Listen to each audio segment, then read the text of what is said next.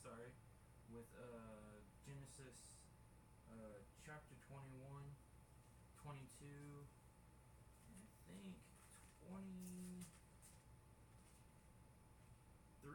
Yes. In the book of Genesis, we are reading in NIV, just so you know what version I'm reading in. Not reading like, I don't know, King James Version. That one's kind of weird, funky. Most people don't understand it. I wouldn't say most, I would just say some. It's kind of weird. But yeah, let's jump into Abraham or not Abraham, but the birth of Isaac in chapter 21 of Genesis. Now the Lord was gracious to Sarah as he had said, and the Lord did for Sarah what he had promised. And Sarah became pregnant and bore a son to Abraham in his old age. At the very time God had promised him, Abraham gave the name Isaac to the son Sarah bore him. When his son Isaac was 8 days old, Abraham circumcised him as God commanded him. Abraham was 100 years old when son Isaac was born to him. Sarah said, God has brought me laughter, and everyone who hears about this will laugh with me. And she added, who would have to say, Abraham, that Sarah would nurse children, yet I have borne him a son in his old age. Okay. So now we're in Hagar and Ishmael sin away. I think that's how you say Hagar. Is it Hagar, I think? And Ishmael? I think that's how you say their name. The child grew and was weaned, and on the day Isaac was weaned, Abraham held a great feast.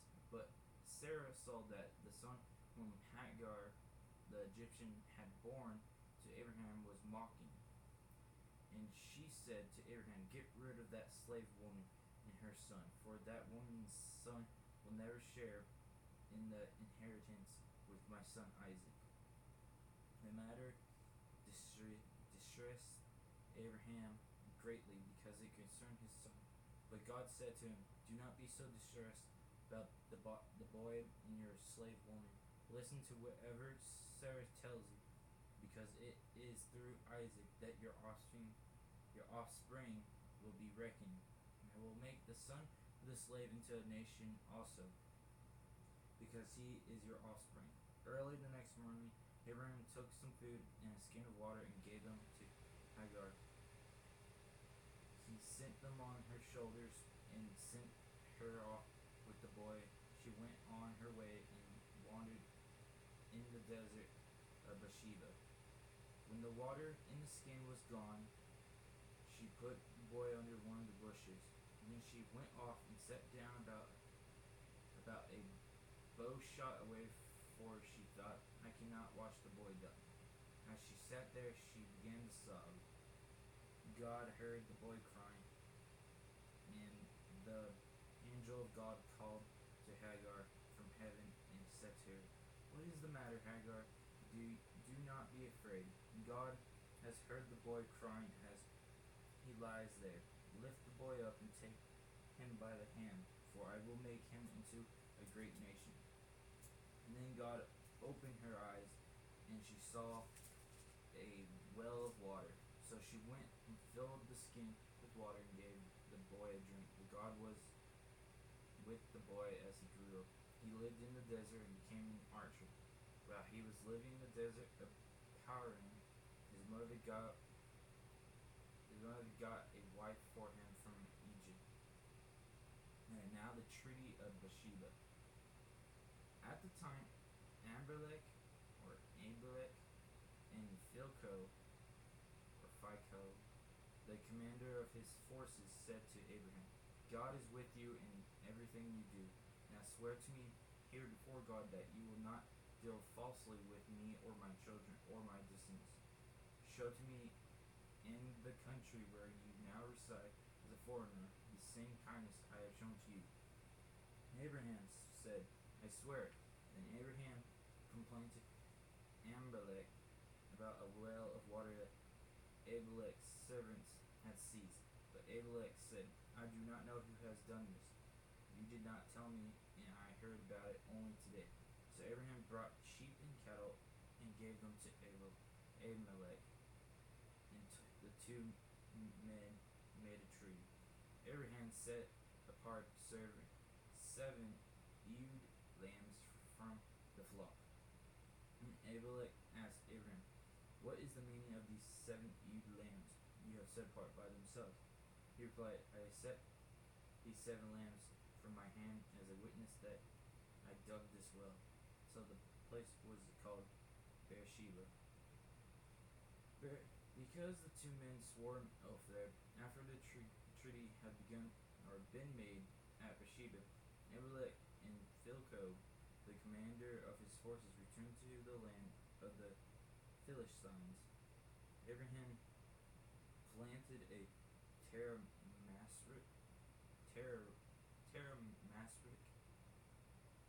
man, that's a hard word, Tamarisk tree in Beersheba. Sorry, it's a really weird word.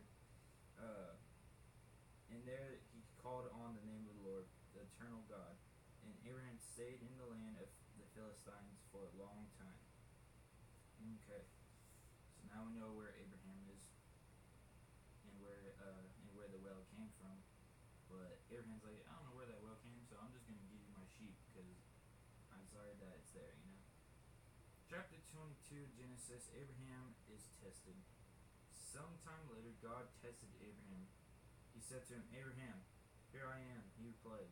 Then God said, take your son, your only son whom you love, Isaac, and go to the region of Moriah.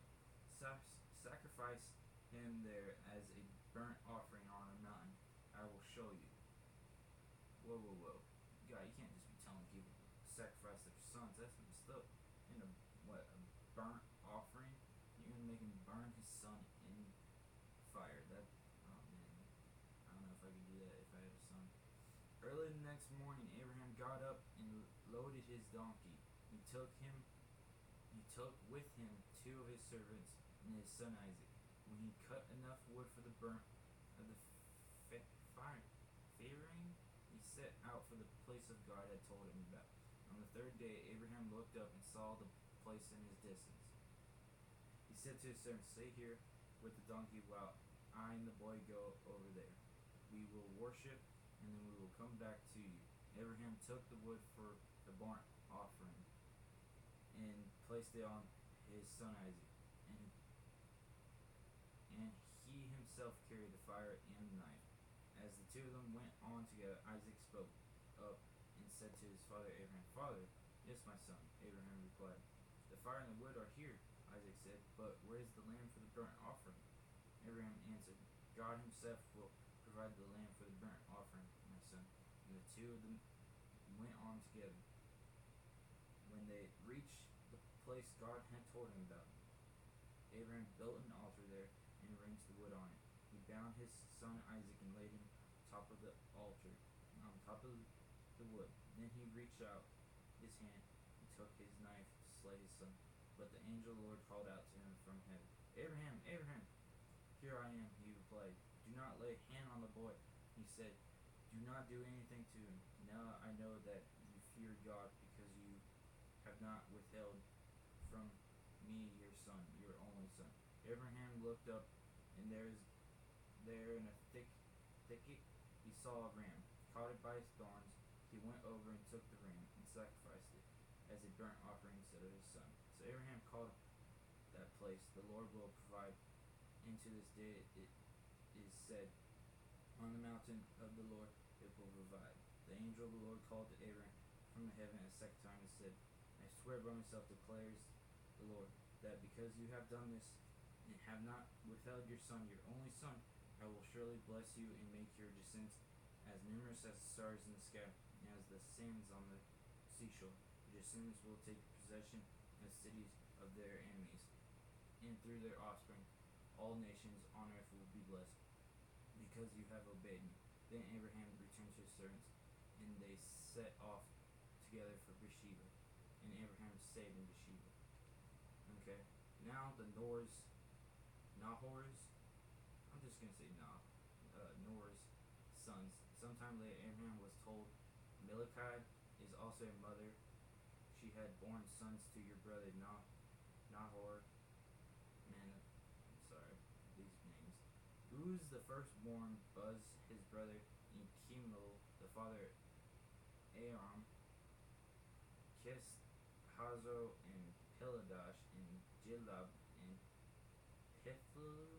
Pithlu became the father of Rebekah, and Milcah bore these 8 sons to Abraham's brother Nahor. This concubine, whose name was Reemah, also had sons Tebah, Gaham, Tahash, and Maacah. Okay, chapter 23 of Genesis. The death of Sarah. Oh man. Sarah lived to be 127 years old. Dang, that's a long time for humans. She died at Kiriath Arba, this is Hebron, in the land of Canaan. And Abraham went to mourn for Sarah and to weep over her.